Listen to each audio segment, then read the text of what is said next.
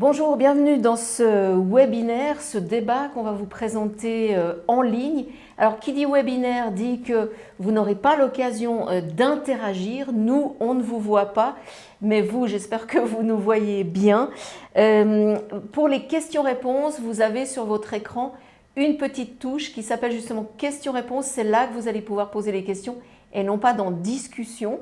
Et puis ces questions, on les prendra en charge à mesure du débat. C'est Pascal Gerster, qui appartient aussi à l'Arfor et à la commission Arfor Création à l'origine de ce webinaire, qui va vous les présenter. Pascal Gerster qui est juste derrière moi.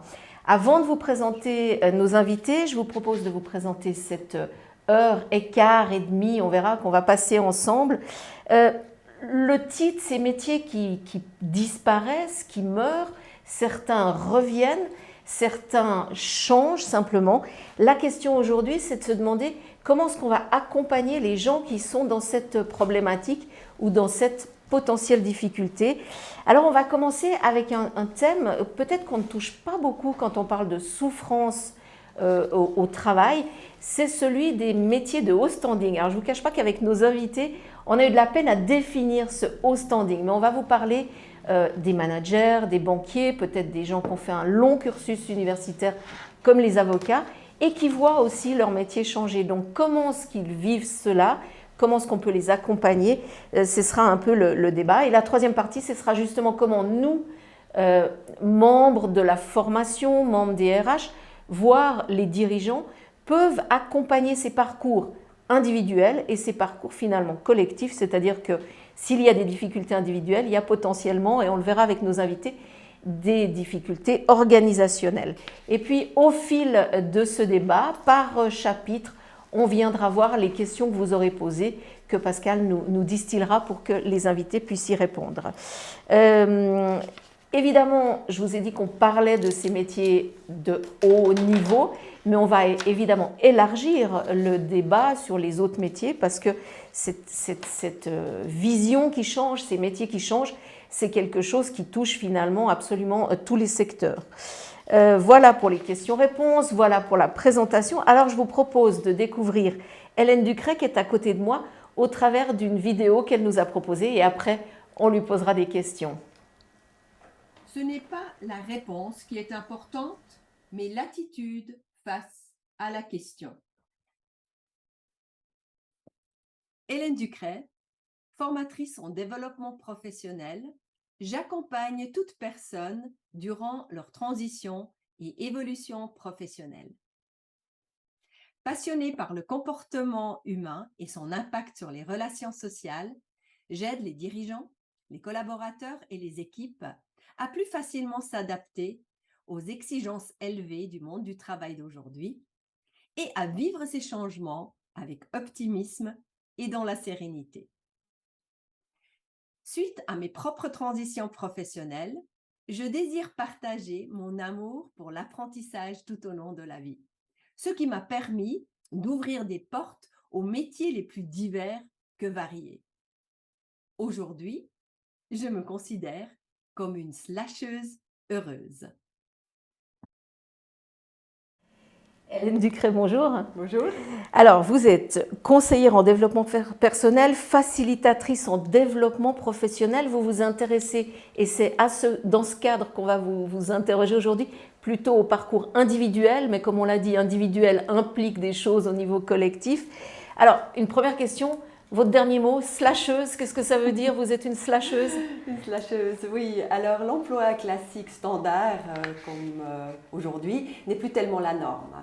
Alors les freelancers, les consultants et aussi justement les jeunes générations, on n'envisage plus forcément une carrière à vie dans la seule et même entreprise. Alors dans ce contexte professionnel qui est en pleine mutation, on l'avait évoqué tout à l'heure, il y a justement de plus en plus, on compte aussi de plus en plus de slasheurs. Alors, le mot slash, ça vient de l'anglais, donc ça veut dire barre oblique qui sépare, mais aussi qui cumule plusieurs activités. Et c'est justement dans même si le terme n'est pas forcément connu de tous, par contre, tout le monde connaît ces situations professionnelles et bon nombre de personnes pratiquent même sans le savoir. Donc une barre oblique qui est aussi un plus dans l'addition finalement d'activités. Franca Burkhardt, bonjour. Bonjour. Alors, vous êtes spécialiste, vous, du changement des organisations, c'est-à-dire qu'au fond, vous êtes le corollaire d'Hélène dans le sens où vous accompagnez les entreprises plutôt à bouger. Vous êtes aussi porteuse de la campagne de sensibilisation Skillaware. Alors, avant de vous présenter, on va essayer de comprendre ce que c'est Skillaware par votre vidéo. Et on y va.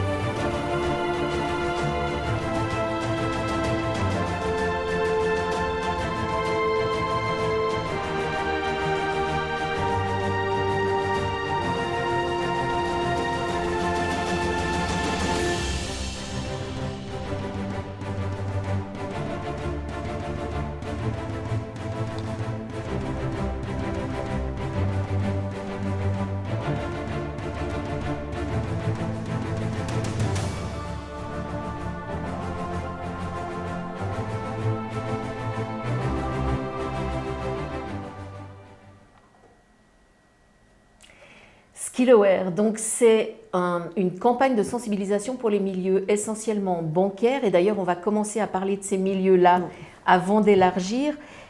C'est une campagne des milieux bancaires de tous les côtés finalement, les employés, mais aussi à un autre niveau. Peut-être un mot sur cette campagne, pourquoi elle est née, pourquoi ce besoin, on a vu des choses qui font peur, la digitalisation, l'automatisation. Comment elle est née cette campagne ? Elle est née en collaboration et sur le mandat des partenaires sociaux, donc des deux côtés, des associations des employés et des associations des employeurs, pour sensibiliser sur le chemin digital, mais aussi physique. Alors on fait des événements, etc., pour des employés qui s'intéressent pour des diverses questions, changement de profession, changement de carrière, entraînement des compétences. Qu'est-ce que ça signifie pour moi si on fait une automatisation des processus? Qu'est-ce que ça signifie pour moi si le contenu de mon travail change? Qu'est-ce que ça signifie pour moi si je veux choisir un autre chemin? Et on a voulu faire quelque chose pour les employés et pour les banques. Donc tout est gratuit, en fait, tout est payé. Et puis c'est aussi accompagné par une communauté des experts qui eux aussi mettent à disposition des produits, des services. Jusqu'à un certain point, c'est aussi gratuit. Et c'est des experts suisses-allemands, romands, tessinois, donc de partout de la Suisse, ils viennent ensemble pour soutenir les employés et les banques. Alors, c'est au fond un outil, vous l'avez dit, gratuit, on peut faire de l'auto-évaluation, il y a différentes étapes. On ne va pas parler que de ce produit puisque notre débat est beaucoup plus large, enfin produit campagne on va dire plutôt que produit, mais ça nous permet d'entrer justement dans ce monde des banques. Peut-être juste un mot, les auditeurs et les téléspectateurs, les webinaires éditeurs, je ne sais pas bien comment on le dit, auront entendu que vous avez un petit accent suisse alémanique parce que justement cette campagne est bien connue en Suisse alémanique, un peu moins en Suisse romande. Alors venons sur ces métiers de haut niveau. On peut parler des avocats, on peut parler des banquiers, on peut parler des managers. Ça peut être aussi un manager d'une grande entreprise qui peut tout d'un coup avoir des difficultés. Et c'est vrai qu'on parle assez peu de chômage, on parle assez peu de souffrance au travail. quand on touche ces métiers de haut vol, est-ce que c'est tabou? Est-ce que les gens ne veulent pas en parler? Qu'est-ce que vous répondriez peut-être, Hélène, tout d'abord? Alors pour moi, c'est un petit peu ma clientèle que j'ai, heureusement, je dirais, parce que moi-même, je viens du secteur bancaire, donc j'ai fait une longue carrière dans ce domaine-là, dans cette industrie. Et ça me touche particulièrement parce que forcément, voilà, ça résonne. Et quand les personnes, mais il n'y en a pas que, hein, et quand ces personnes viennent, ils sont effectivement éjectés d'une trajectoire, hein, un chemin qui était bien tracé, et tout d'un coup, voilà, ils doivent se ressaisir. Et donc, tout changement, toute rupture, ça fait peur et ça vient chercher en fait quelque chose à l'intérieur. Vous l'avez dit, hein, c'est un chemin qui est souvent tout tracé avec beaucoup d'études, peut-être pas pour les hauts banquiers qui n'ont pas forcément fait des études. Parfois, certains viennent de l'apprentissage, on fait tout un chemin, mais c'est un cursus. Et puis, il y a les autres métiers comme les avocats, les médecins, etc., qui ont un cursus universitaire tellement long, sans forcément de rupture. Et ça, c'est une des difficultés, c'est d'accompagner dans la rupture des gens qui n'en ont jamais eu. Franca? Oui, c'est aussi... On avait un contrat à l'époque. Je fais cette formation, je fais bien, je reçois un travail et je le garde jusqu'à la fin. Donc, je crois que ce contrat, il était terminé sans qu'on ait parlé de ça. Ça ne veut pas dire que maintenant on est avocat, d'un coup on n'a plus de travail. Et il y a toujours une certaine sécurité dans ce genre de parcours, mais même avec la digitalisation, on peut s'imaginer de digitaliser une expertise académique. Et d'un coup, les mêmes personnes, ils doivent s'entraîner, mais probablement pas dans le cas de l'avocat, dans les questions juridiques, mais dans la manière comment il parle aux clients, dans la manière comment il fait la gestion des clients. D'un coup, ce sont des autres compétences qui sont autant importantes que les compétences juridiques dans ce cas. Ça veut dire, Hélène Ducret, que là, il faut accompagner différemment. Alors, on verra comment, au niveau de la formation et des RH, dans la troisième partie, on verra comment qu'on peut traiter ou aider ces gens, mais ça veut dire que c'est une approche un peu différente? Tout à fait. C'est différent dans ce sens-là parce qu'on parlait de rupture, hein, donc quelque chose qui était en rupture parce que tout d'un coup, le métier change, comme on dit, on fait des choses différemment. Et c'est aussi quelque chose au niveau des valeurs. Peut-être ça, on n'a pas touché tout à l'heure. C'est aussi, il y a des personnes qui peuvent être plus en accord avec comment leur profession a évolué. Et je parle tout particulièrement aux médecins, parce qu'on en parlait beaucoup ces derniers temps. Un médecin, il avait justement sa spécialisation ou sa trajectoire. Et tout d'un coup, on lui demande de faire différemment sa médecine. Et là, il y a effectivement ces professions-là aussi qui disent « mais ce n'est plus ce que j'ai choisi au départ, ce n'est plus comment je le conçois ». Ouais. Alors c'est intéressant ce que vous dites parce que ça nous amène dans cette deuxième partie qui est l'élargissement à d'autres métiers. Puisque vous parlez des médecins, c'est exactement le discours des infirmières. Donc on rentre dans un niveau peut-être moins élevé dans la hiérarchie, mais les infirmières disent exactement ça et c'est pour ça qu'elles quittent le métier. C'est j'ai souscrit à un métier pour être au service des gens et tout d'un coup on me demande de remplir des dossiers et de ne plus avoir le temps pour les gens. Ça c'est un des accompagnements des métiers qui changent.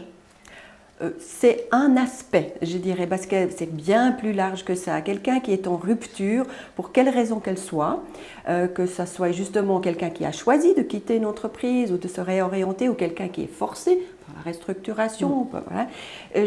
C'est des histoires et des parcours individuels. Et donc c'est aussi à ce moment-là, on va sur l'individu en premier. Et après, quand une fois ça s'est bien posé, on peut aller justement au niveau équipe ou organisationnel. C'est tout un projet de vie, j'allais dire, pas uniquement professionnel, c'est un projet de vie. D'accord, et c'est ainsi qu'on va accompagner les gens.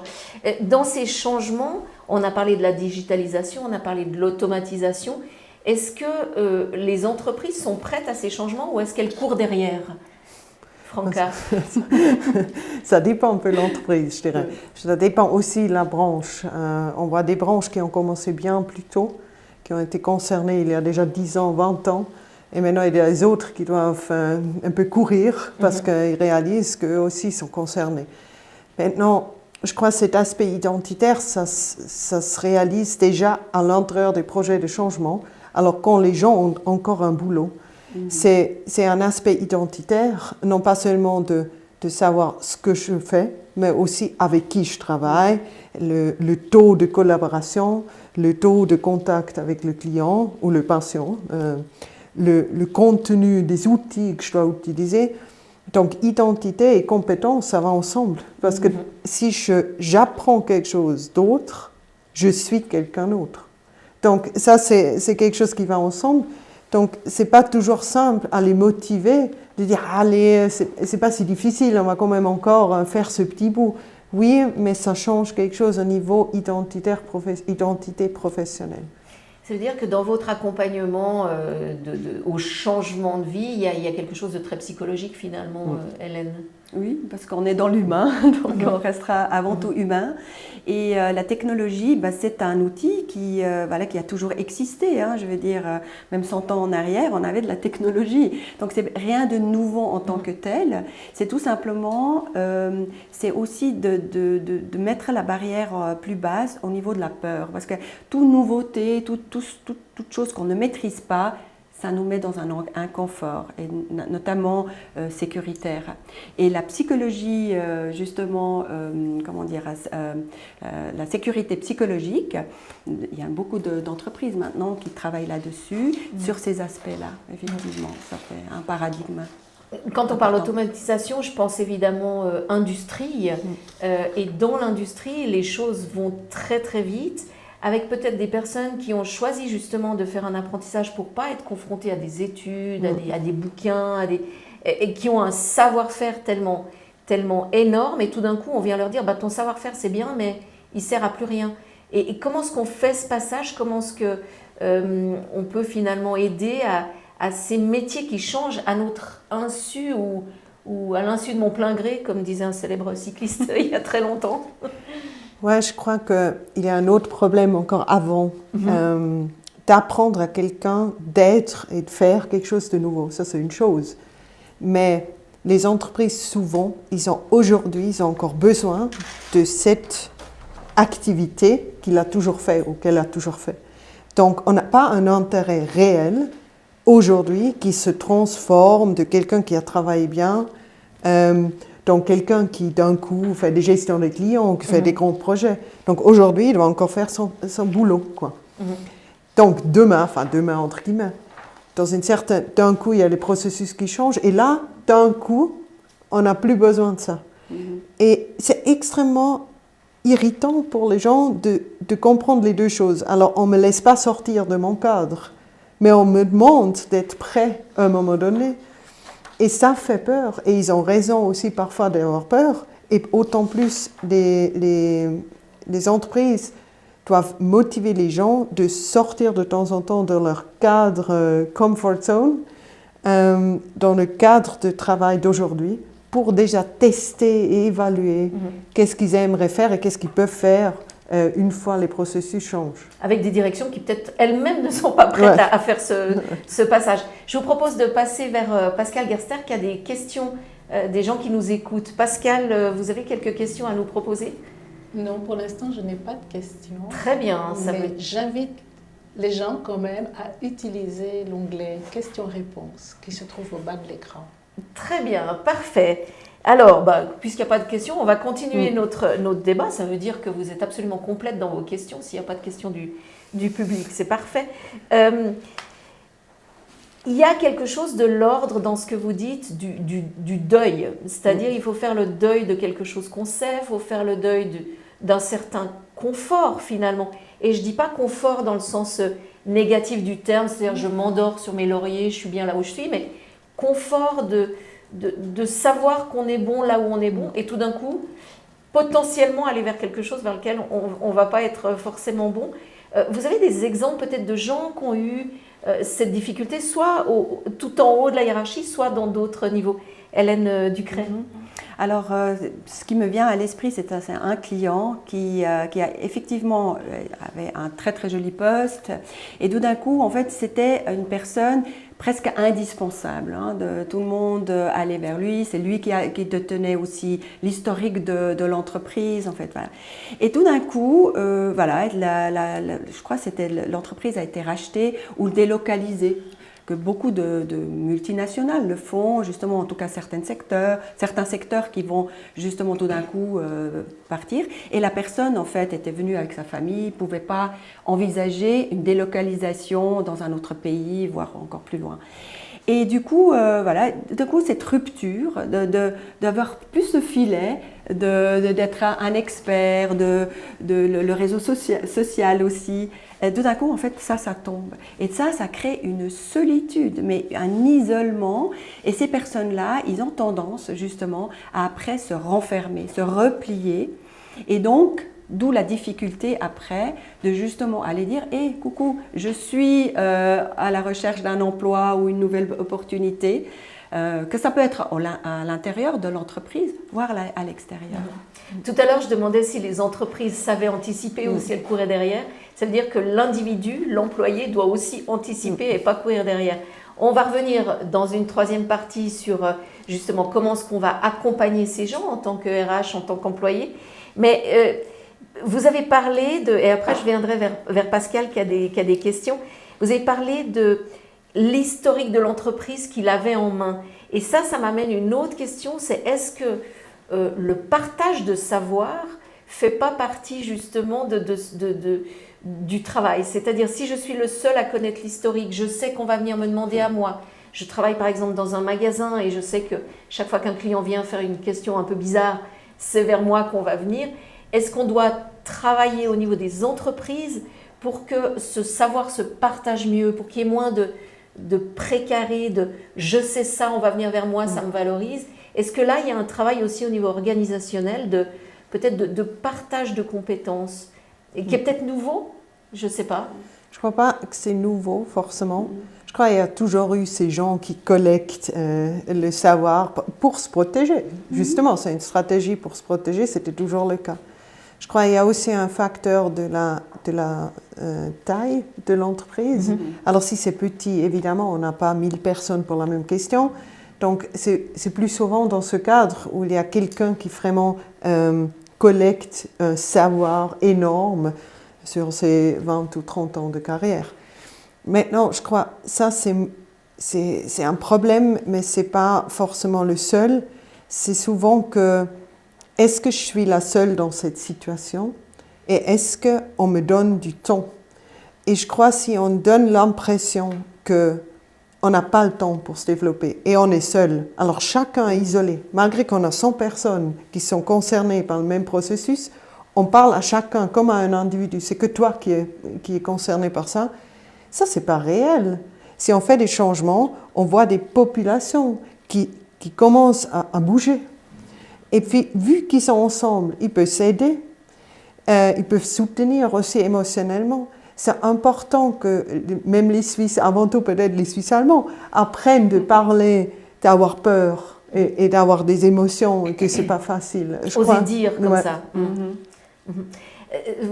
J'ai perdu ma question en vous écoutant, mais est-ce que c'est pas puisque vous vous occupez beaucoup des organisations, est-ce qu'il n'y a pas un apprentissage à faire aussi au niveau des dirigeants de finalement casser le diviser pour mieux régner? C'est-à-dire parler à un, puis à l'autre, c'est un moyen pour la direction ou pour les hautes sphères hiérarchiques d'avoir le pouvoir finalement. C'est-à-dire qu'on ne met pas ensemble les gens de la base pour qu'ils puissent grandir ensemble. Est-ce que là, il y a un travail à faire avec le management ou est-ce que c'est un peu naïf ma question? Non, je ne crois pas. Je crois que souvent, ils savent.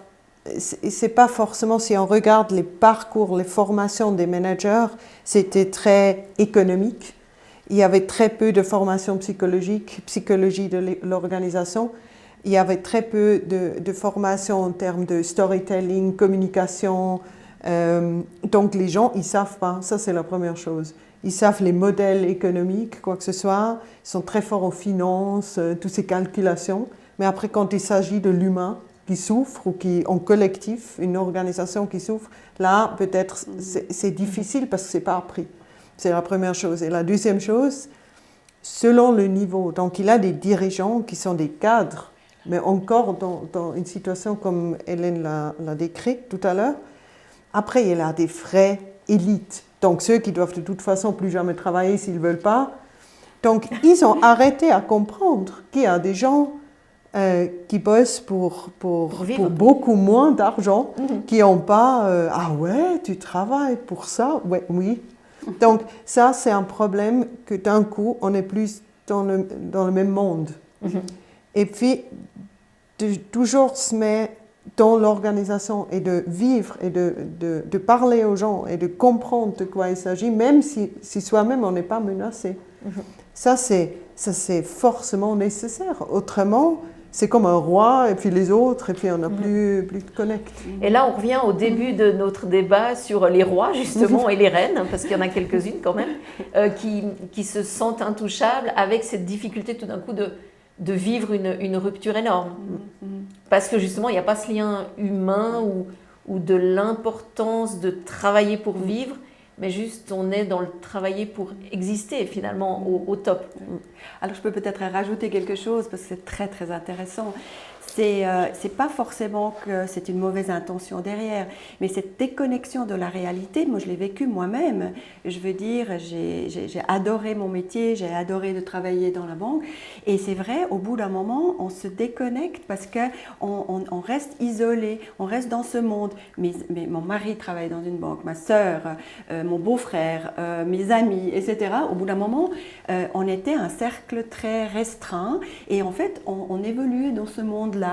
Et on croyait que ça, c'était la réalité, mais pas du tout. Allez faire votre marché, vous voyez qu'il y a d'autres gens. Justement, c'est ce que j'ai fait. Ça fait maintenant 8 ans que je ne travaille plus, voilà, je suis indépendante. Et là, je veux dire, c'était une belle expérience aussi, que ça soit financière, parce que c'est vrai, c'est tout d'un coup, il y a autre chose, il y a un autre monde qui s'ouvre. Et c'est là où j'encourage les personnes à se mettre dans des réseaux. Tu parlais tout à l'heure, Franca, justement de chercher le contact, de ne pas rester seul. Il y a tellement de réseaux maintenant, surtout avec les réseaux sociaux, mais les associations aussi. Arfort, voilà, moi je suis dans une association de coaching, je suis aussi dans le comité. Tout ça, on développe le professionnalisme, on reste à la page. Et on ouvre les possibles. On ouvre. On va aller vers Pascal parce que je crois qu'il y a quelques questions. Oui, alors j'ai regroupé les questions.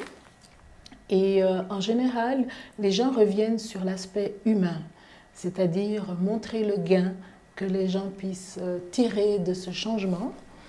Il y a aussi des remarques concernant la génération. Finalement, ce changement n'est-il pas une question de génération? Il y a eu aussi des questions concernant l'évolution de la gestion de la relève.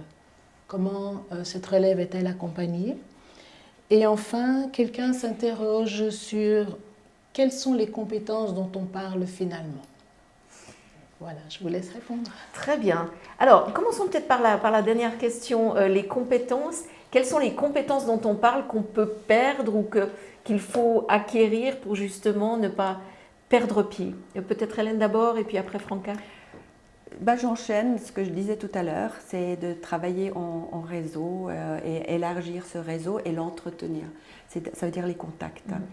Je vous interromps, mais ça veut aussi dire se dire je ne suis pas là pour toute ma vie, il faut que j'élargisse les possibles. Absolument. C'est cette ouverture, c'est aussi de dire voilà, c'est pas ici et maintenant et ça va se dérouler jusqu'à la fin. Tout le monde connaît ces situations et rien n'est figé, mais aussi avoir cette ouverture et la volonté de sortir dans son cadre. Et quelles sont les nouvelles compétences qu'il faut absolument aujourd'hui? Alors vous êtes spécialisé dans le domaine bancaire, on va peut-être rester dans ce domaine.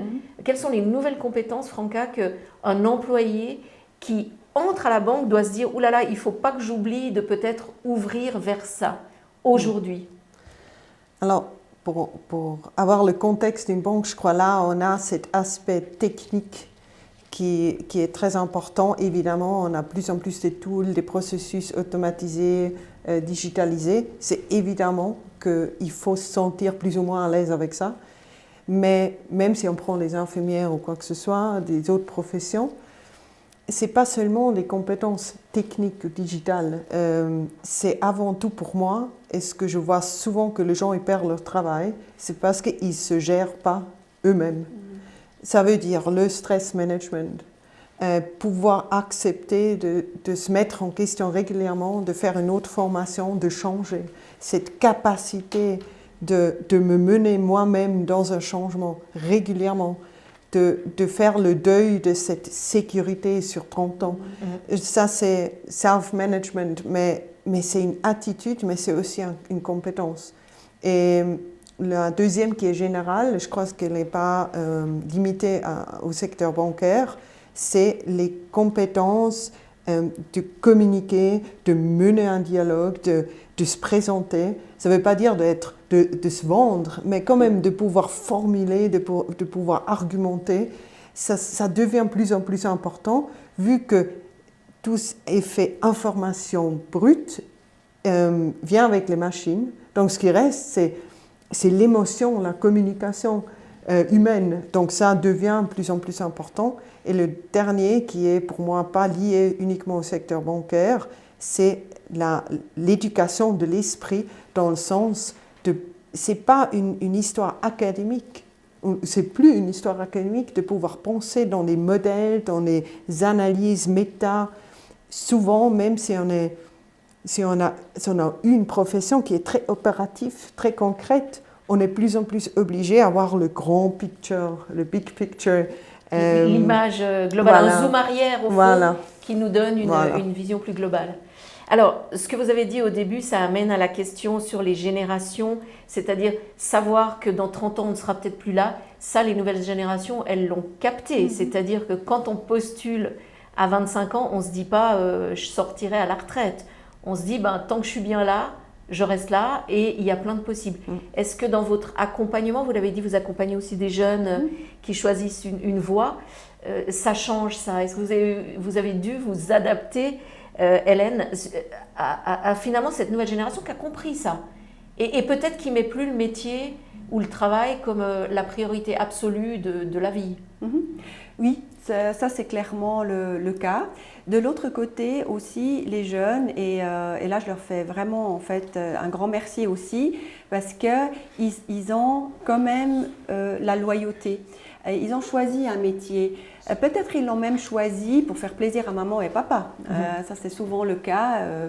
Mais au bout d'un moment, ils travaillent justement sur cette affirmation. Et je trouve que c'est vraiment une belle chose, parce que ça fait aussi réfléchir les anciennes générations.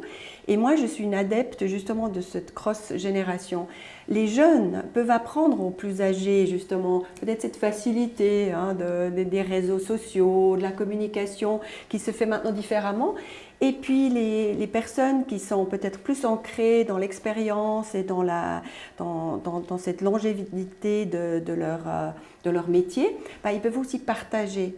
Bien sûr, l'expérience se vit, on est tout à fait d'accord, mais aussi faire envie les uns aux autres, moi je trouve, de dire, voilà, moi je sais faire ça, allez, je te donne un coup de main là et tu apprends, et là je te donne aussi un coup de main. Et là je reviens au mentoring pour les plus âgés. C'est extrêmement important qu'on ait ce mentorat aussi dans les entreprises pour pouvoir aussi faire le cycle. Et c'est une manière d'utiliser la compétence de quelqu'un dans le partage avec quelqu'un de plus jeune. C'est intéressant ce que vous dites sur l'apprentissage aller-retour, parce que finalement c'est la définition, puisqu'on parle aussi à des formateurs et formatrices, c'est la définition de la formation d'adulte, c'est-à-dire le formateur d'adulte doit aussi apprendre des gens qui viennent en face. Franca Burkhardt, par rapport à ça, est-ce que les entreprises sont prêtes à cette nouvelle génération? Je vous donne un exemple. On m'a parlé d'une entreprise où quelqu'un qui avait fait son apprentissage au moment de postuler pour un vrai poste a dit moi j'aimerais travailler à 80%. Et l'entreprise a dit mais si tu travailles à 80%, c'est que tu n'es pas motivé. Ce qui est un langage finalement des années 80, j'ai l'impression. Est-ce que les entreprises sont prêtes à dire mais quelqu'un qui veut travailler à fond à 80%, pour avoir une vie après, sera un meilleur employé ou une meilleure employée? Ben, je ne suis pas sûre. Ce n'est pas uniquement une question de génération, parce qu'on a fait une recherche quantitative là-dessus. On a trouvé que les données ne montrent pas cet lien très élaboré par les médias. D'ailleurs, qu'il y a une homogénéité à l'intérieur d'une génération. Il n'y a pas, enfin, on a vu beaucoup de jeunes qui sont sur salaire, reçoivent beaucoup, travaillent beaucoup au début, mais ils n'ont peut-être pas une perspective de 40 ans. Ça, non. Ça, c'est un changement social qui est différent.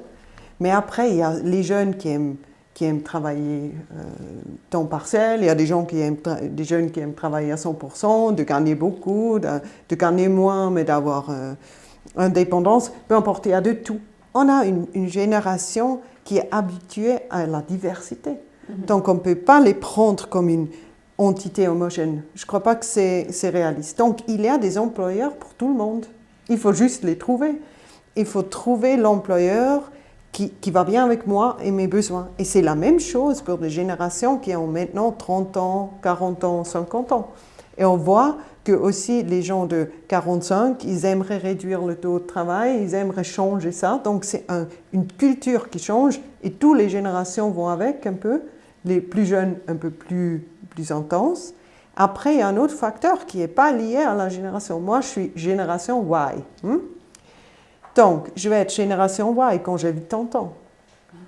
mais moi, je vais être complètement différent quand j'ai 80 ans. Donc, il y a le facteur âge. Donc, si j'ai une hypothèque, je ne sais pas combien pour une maison, une hypothèque, j'ai une hypothèque, j'ai des enfants et j'ai des autres besoins que comme j'avais 20 ans, je suis là, prendre des bières, je ne sais pas quoi.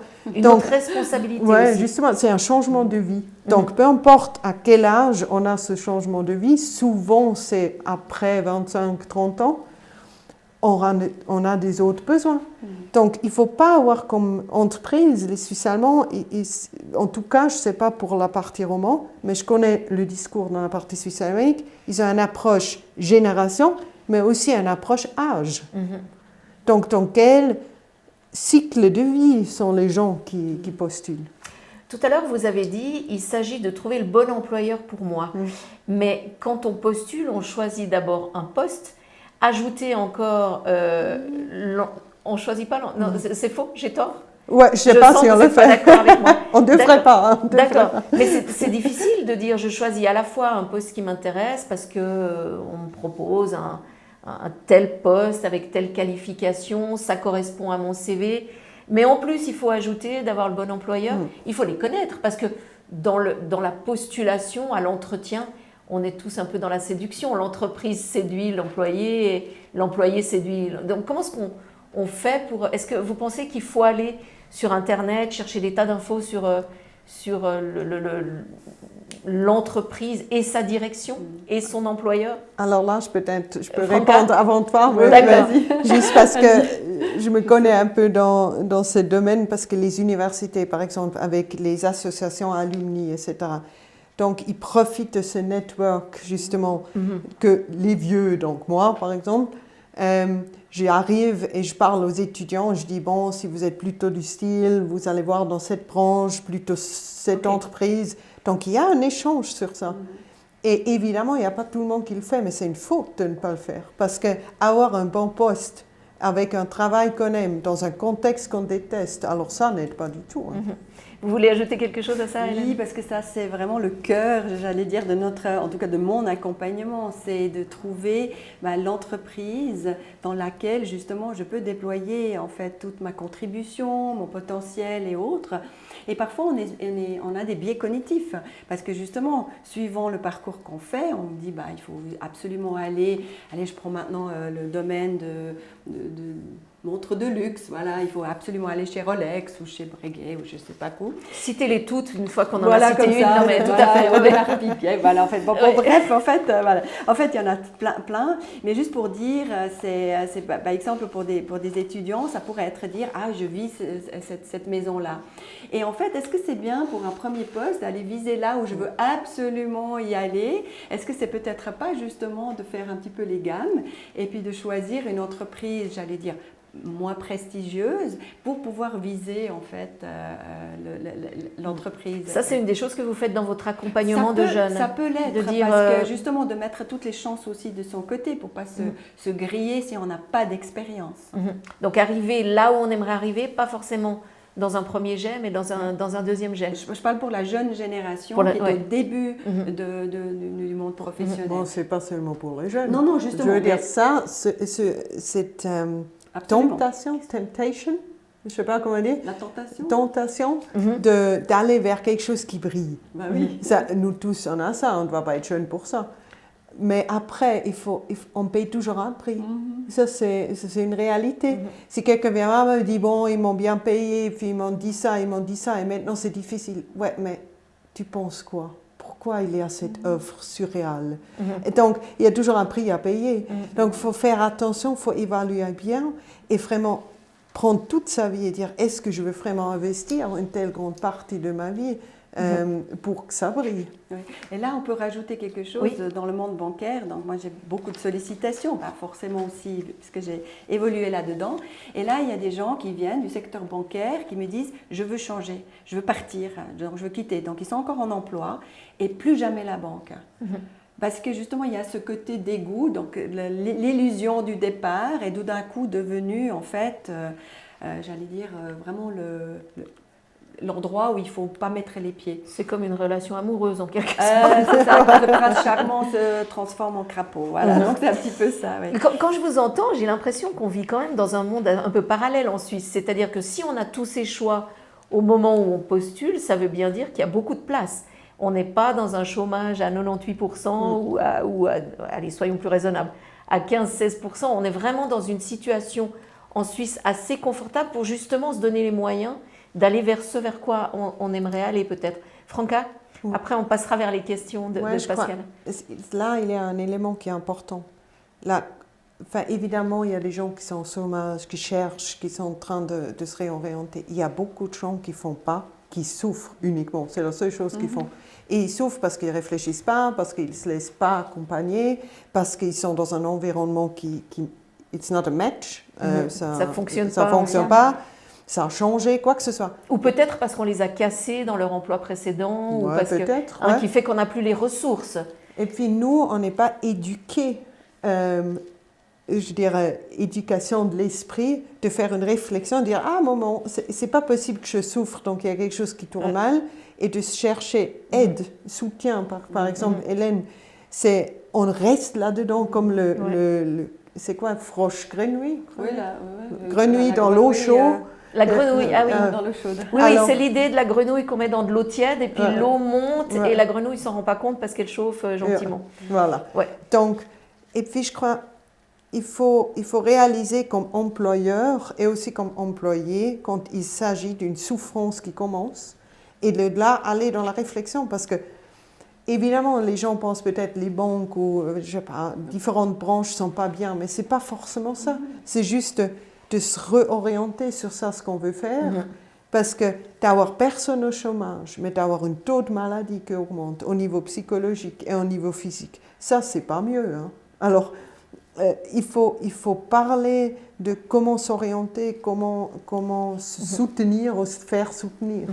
Pour arriver justement à ce gain dont parlait une des personnes qui a questionné, il y a aussi un gain, il y a aussi un avantage finalement à être bousculé pour être obligé d'avancer. On va retourner vers Pascal qui a peut-être des questions encore. Ce n'est pas exactement une question, c'est surtout une remarque. Il y a un auditeur qui fait le lien avec ce que tu viens de dire, Laurence. Il a pris la décision de travailler à 80% et ça a été la décision de sa vie qui le rend heureux. Et il aurait voulu avoir votre avis concernant sa productivité au travail. Justement, il est dans cet équilibre parfait de la vie privée et de la vie professionnelle. Est-ce que l'entreprise a tout à gagner à faire travailler finalement quelqu'un à 80% qui va être plus heureux, quel était le terme? La rentabilité, plus rentable que quelqu'un à 100% qui souffrirait finalement, peut-être Franca? Je crois ça dépend évidemment. Mais... Ça dépend évidemment. Alors ça dépend du job. Alors si on est par exemple, si on fait des projets, on a de toute façon pas toujours le même taux d'énergie qu'il doit mettre là-dedans. Donc les 80%, c'est peut-être 80% sur l'année ou même 60% sur l'année, c'est possible. Mais peut-être pas chaque semaine. Maintenant, il y a des autres professions qui ont plus de routine.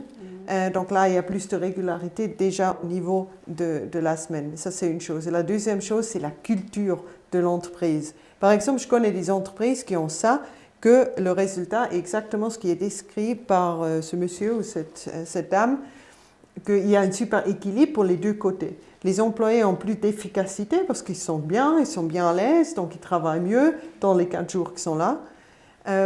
Et c'est pour les deux choses, deux côtés, c'est gagnant, ou ils sont gagnants.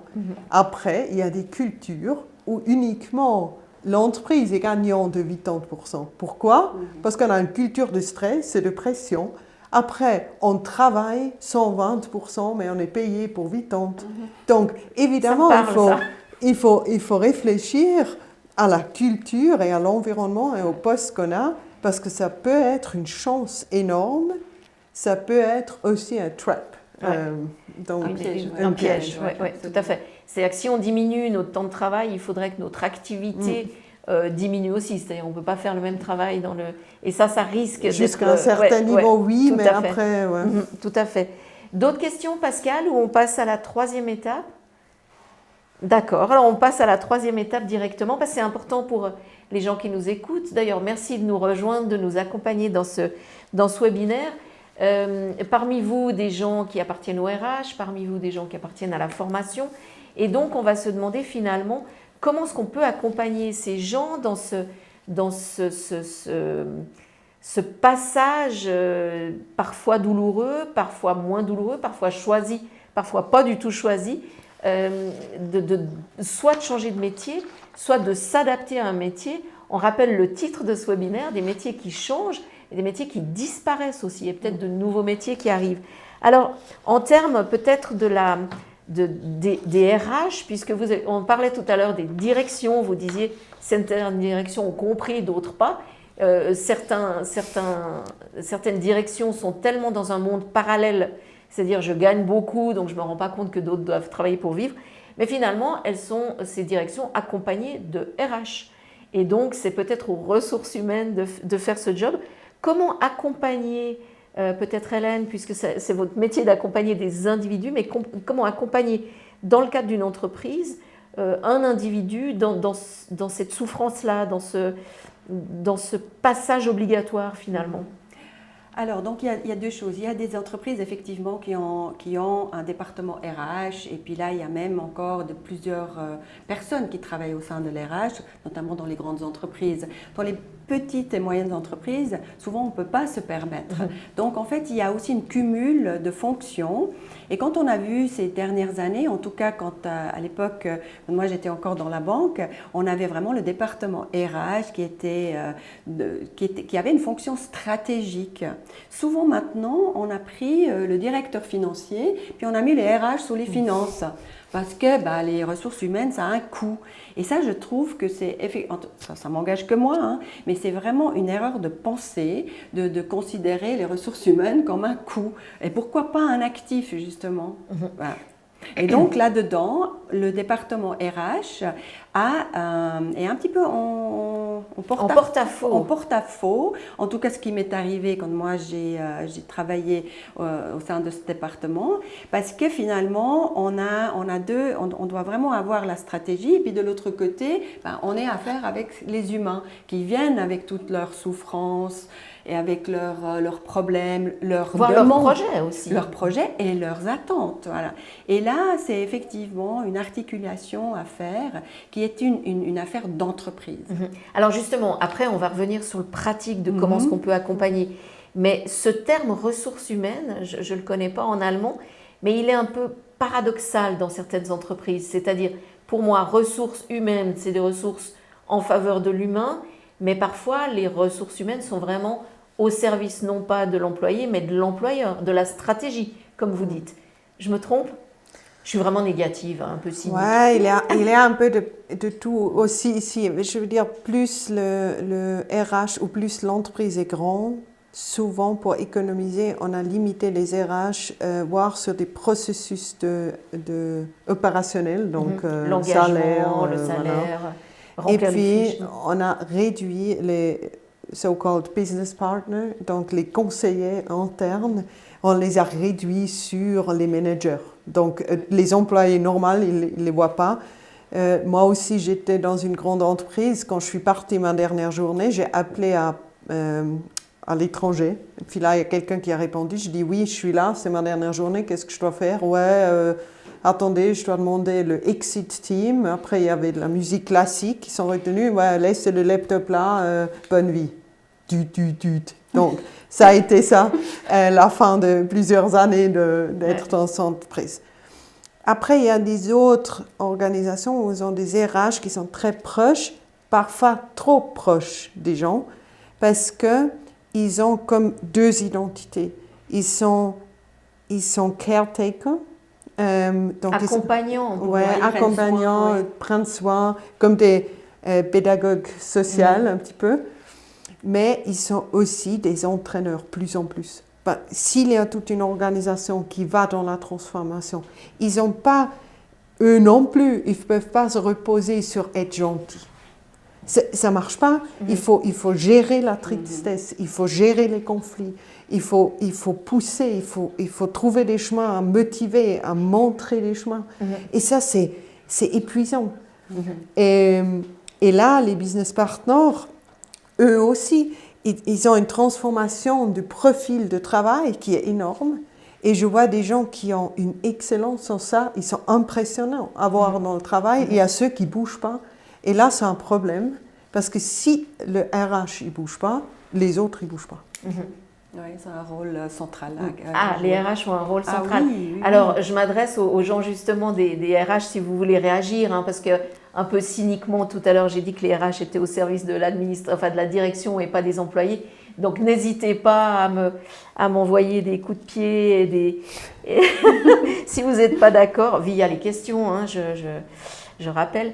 Hélène, j'allais mélanger vos noms. Hélène Ducret, vous avez un exemple d'accompagnement que vous avez pu faire, parce que j'imagine que les petites entreprises qui n'ont pas de RH peuvent justement faire appel à des facilitateurs extérieurs, qui est votre métier. Oui, et c'est souvent ce qu'ils ne le font pas, justement. c'est là, parce que c'est aussi une question de coût. Hein. Donc, quand une entreprise qui est bien rodée, qui a tous ses départements bien en place, on a un budget pour. Et donc, finalement, dans une entreprise de plus petite taille, on va même pas y évoquer ça, de prendre quelqu'un de externe. C'est là où le tabou vient encore. Des consultants, c'est cher, etc. Mais je pense que dans l'association Arfor, je veux dire, il y a plein d'indépendants. C'est pas une question de coût. Je veux dire, c'est bien sûr, chaque travail a un coût, mais encore une fois, ça se discute après quel accompagnement et comment. Moi, j'ai travaillé dans le outplacement, donc ça veut dire aussi, et je le fais d'une manière privée, donc justement prendre soin de la relation, plutôt individuelle. Les grandes masses, ça m'intéresse moins. Mais encore une fois, j'ai comparé les prix, je veux dire, je coûte bien meilleur marché que ces grands bureaux de outplacement qui font des contrats. Voilà. Donc ça veut dire aussi, c'est une question de se faire connaître, et notamment la profession des formateurs, des coachs, des accompagnateurs, des consultants de changement et tout ça. On fait tous le même métier. Et on peut dire qu'accompagner quelqu'un dans sa difficulté, soit professionnel, changement de métier, soit souffrance, désespoir ou projet, ça peut coûter moins cher que d'avoir des employés qui tombent malades, qui sont en burn-out pendant 6 mois. Et... Vous n'êtes pas d'accord, Franca? Non, mais c'est pas...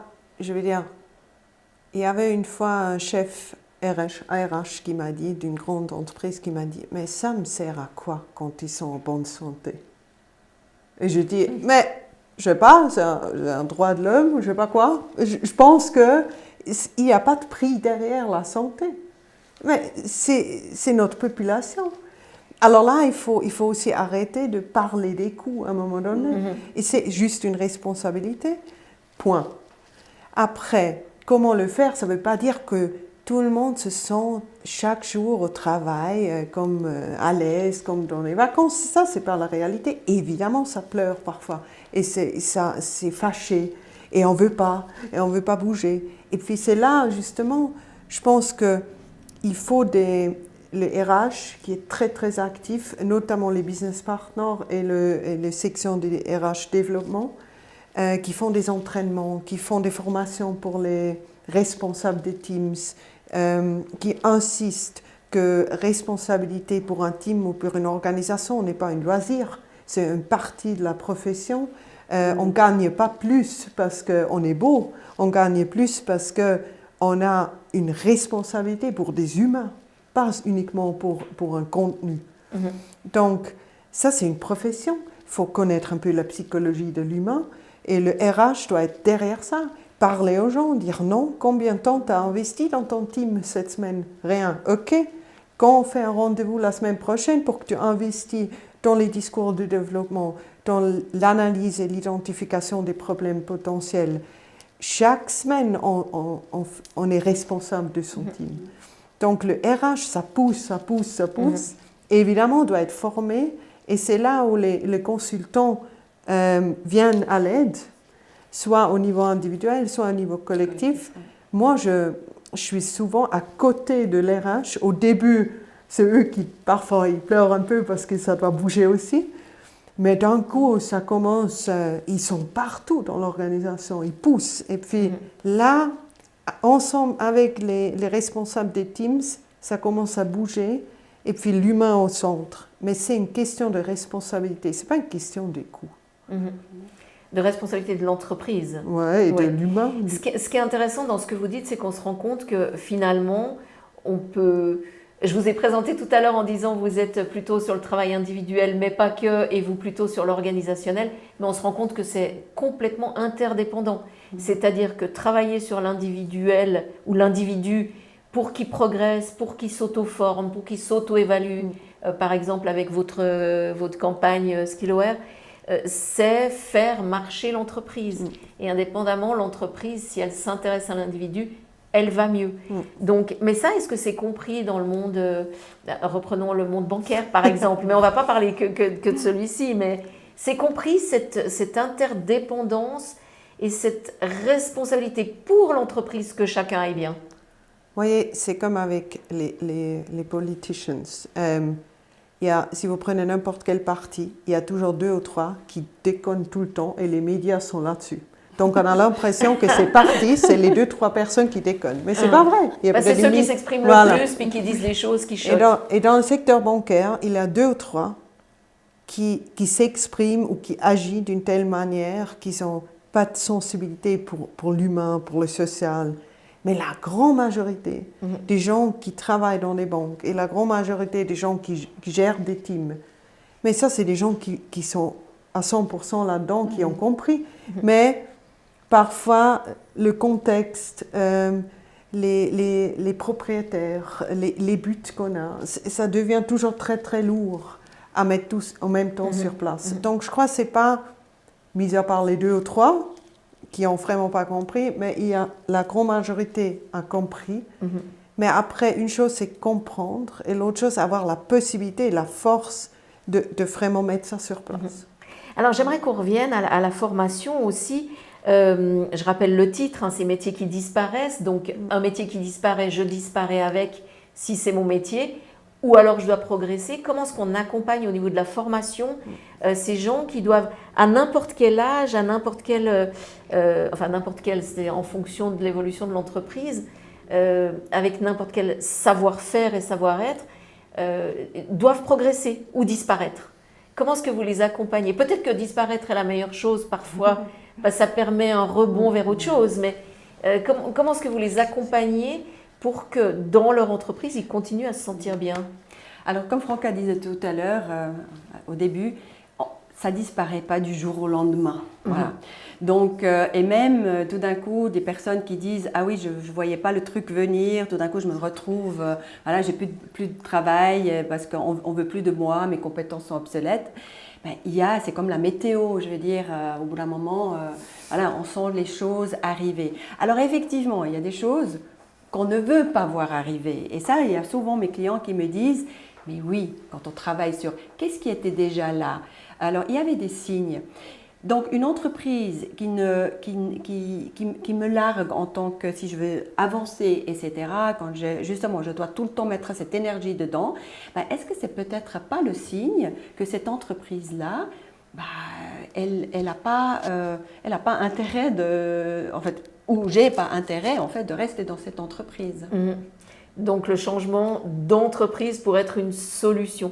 Ça veut dire, comme vous disiez au début, que ça touche énormément de secteurs, c'est-à-dire le privé, le professionnel, l'identité, les valeurs qu'on met dans le travail. Et c'est aussi la responsabilité partagée, je dirais, dans ce sens-là, quand on parle d'employabilité.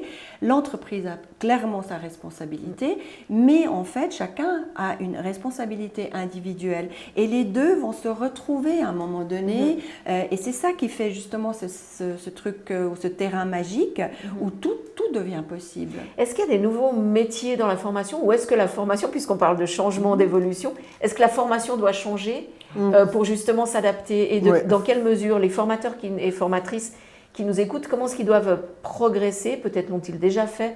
Moi, je suis un peu la vieille génération, j'avoue, pour accompagner ces changements-là. Qu'est-ce qui est nouveau? Vous dites les deux, oui, la formation, ça change. En quoi, Franca? Maintenant, c'est un peu le vocabulaire, mais la formation de base, c'est Grundbildung. Hein?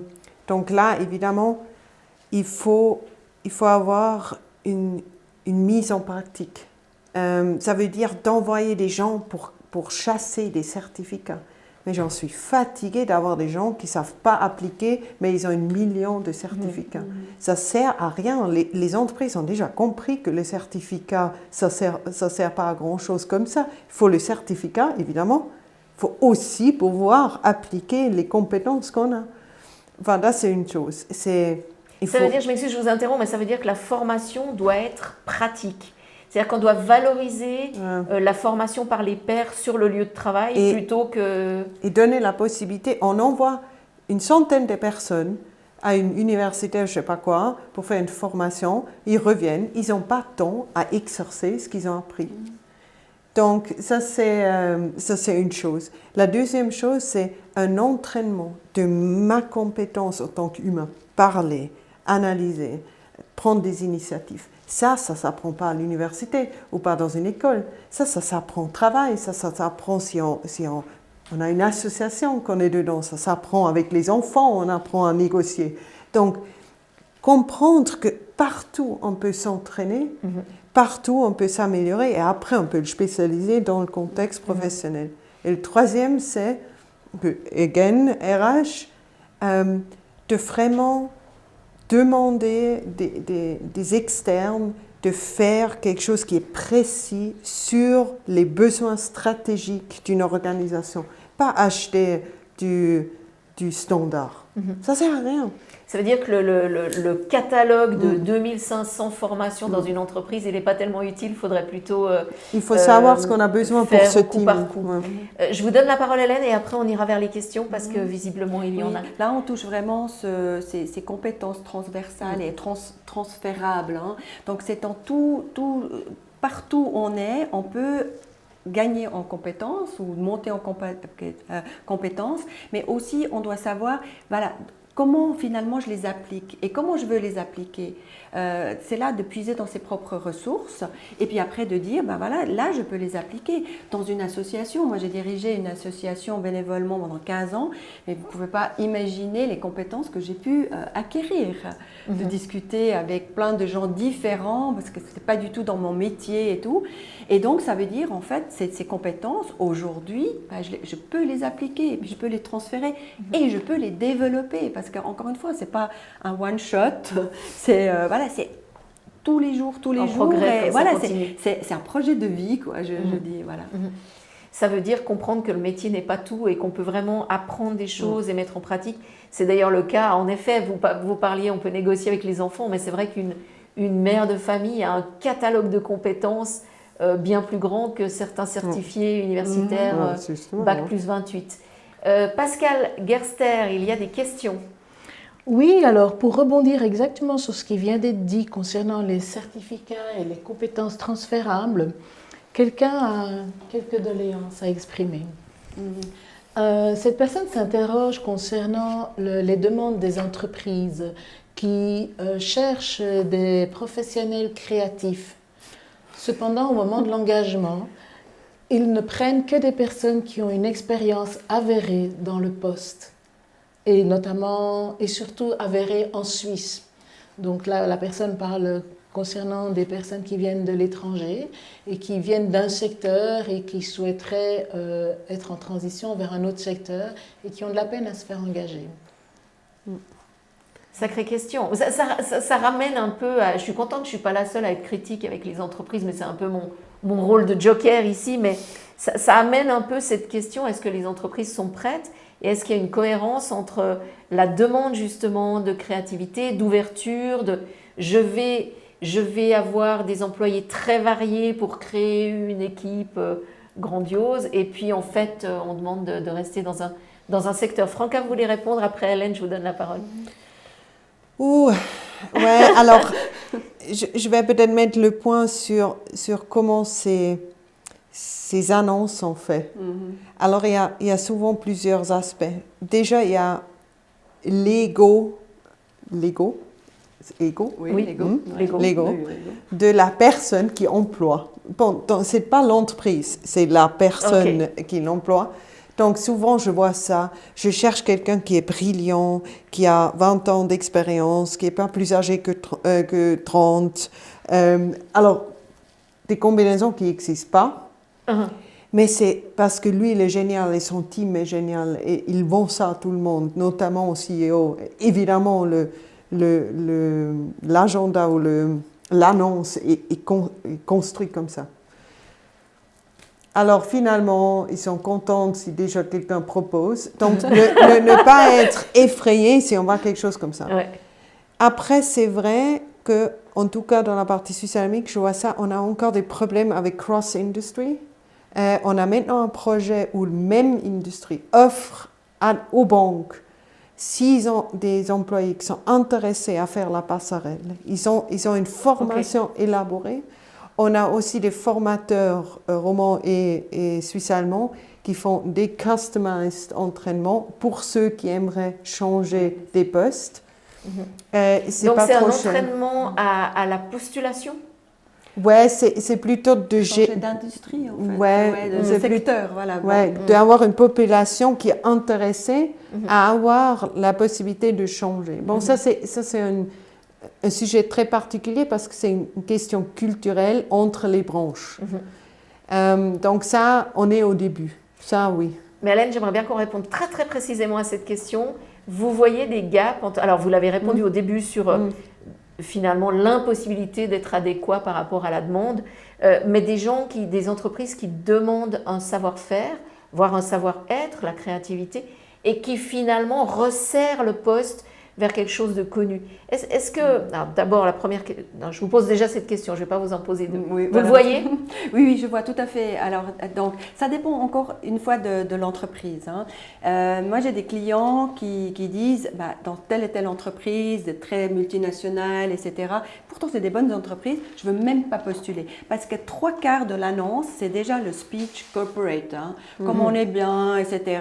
Puis vous allez joindre, voilà. Et après, on a une liste de compétences et de prérequis, justement, en fait, qui sont en contradiction. Voilà. Comme elle le dit, voilà, on veut le mouton à 5 pattes.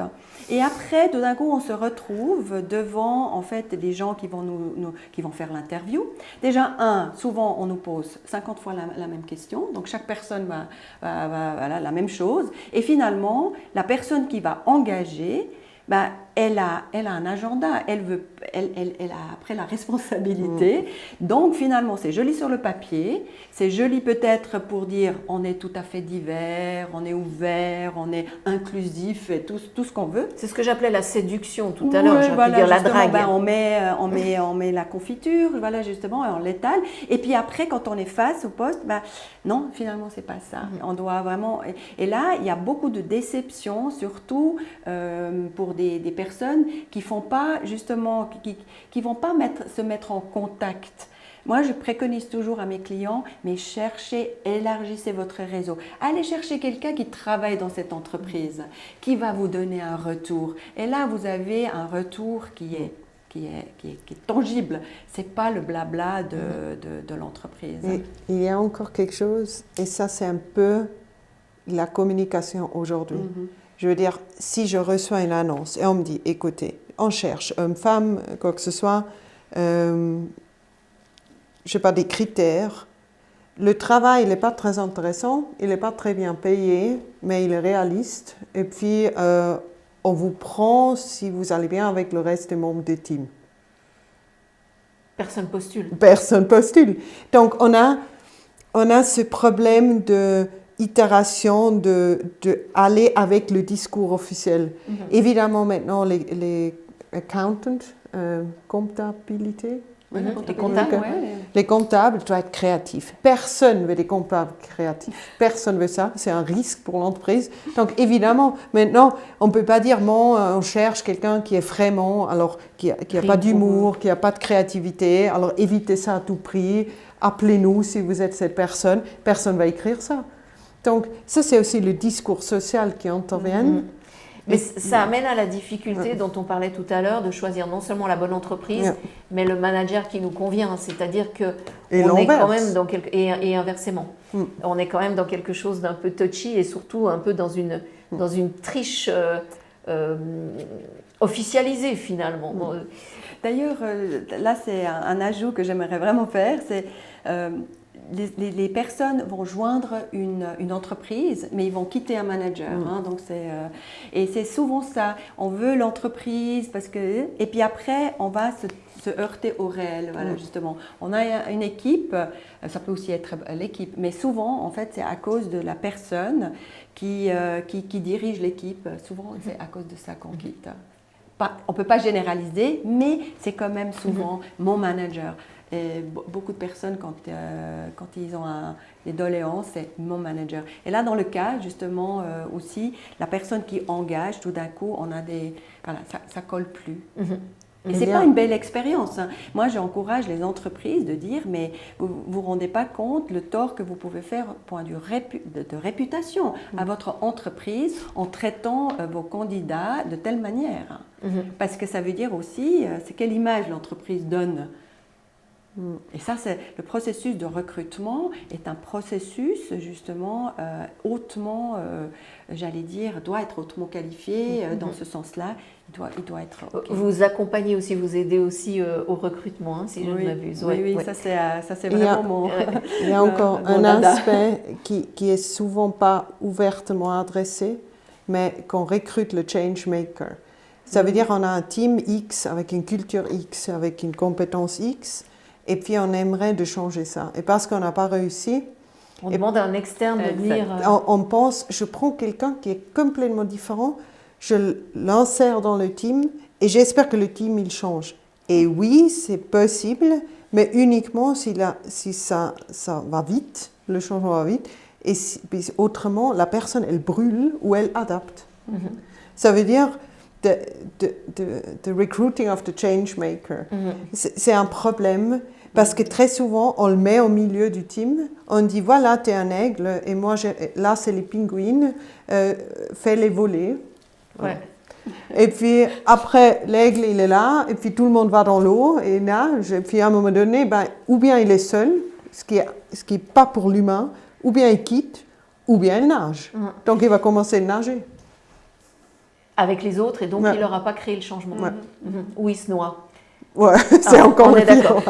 Ça veut quand même dire, je reviens un peu, mais ça veut quand même dire qu'au niveau du management, il faut vraiment réfléchir à comment est-ce qu'on gère le groupe. Parce que demander à un externe de venir faire le sale boulot, en quelque sorte, de changer quelque chose dans une équipe qui peut-être n'a pas envie de changer ou n'a pas les compétences pour changer, c'est un peu prendre le problème à l'envers. Il faudrait d'abord amener les compétences au changement et puis après amener peut-être justement l'externe qui va motiver, qui va renforcer l'envie d'un processus déjà en place. Parce que là, dans cet exemple qu'elle a donné, c'était quelqu'un qui était recruté, qui faisait C'est partie ça. de l'équipe. Et ça, c'est hautement dangereux. C'est hautement dangereux. Moi, j'ai vu éclater des équipes. Voilà. Et tomber malade. Une équipe, mais tout le monde tombait malade en même temps. Et ça, après, pour la continuité du travail, bonjour. Et c'est vrai, et donc, un externe peut avoir endossé, ou un formateur peut justement endosser ce rôle. Mais il faut être solide aussi, parce qu'on prend des coups. Moi, en tant que formatrice, suivant les équipes qui dysfonctionnent, je prends des sacrés coups. Il faut être aligné avec ses valeurs. Et puis, certains passent les nerfs sur vous, mais pour quelqu'un d'externe, ils peuvent le faire. À l'intérieur, ils ne le font peut-être pas. Alors, c'est vrai aussi que la voix externe, c'est l'avantage d'avoir un formateur externe et de le faire entrer dans l'équipe, c'est qu'il peut dire des choses qu'un collègue formateur ne va pas pouvoir me dire parce que aujourd'hui, il est mon formateur, mais demain, il est mon collègue. Donc, amener un externe, c'est peut-être justement pouvoir dire des choses aussi. Amener un externe, oui. Recruter quelqu'un externement, évidemment, dans une équipe et de demander d'être l'exemple du futur, alors que tous les autres sont contre ça ou ont peur de ça, ça c'est insocialisiert. On le prend en dehors du groupe, on le laisse vivre dans un groupe où il n'a pas possibilité de faire partie. Ça, c'est presque impossible. inhumain, voilà, je dirais. Pour lui et pour l'équipe finalement. Oui, mais surtout pour Et on ne dit pas. personne, Autrement, il faudrait dire clairement, voilà, j'essaie ça avec toi, tu es complètement différent, on se prend 6 mois ou 9 mois, on regarde où on est. Mais de dire, oui, on est déjà là, on est super créatif et tout, et d'un coup, on arrive là, il n'y a encore rien qui est fait, ça c'est un peu... Est-ce que l'humain est apte au changement? C'est-à-dire, est-ce que c'est facile, parce qu'on parle justement de cette obligation de changer depuis maintenant 1 heure, d'ailleurs on est bientôt à la fin de ce débat, est-ce qu'on est prêt à changer? Est-ce qu'on doit aller chercher des ressources dont on n'a pas l'habitude? Est-ce que ça nous bouscule trop?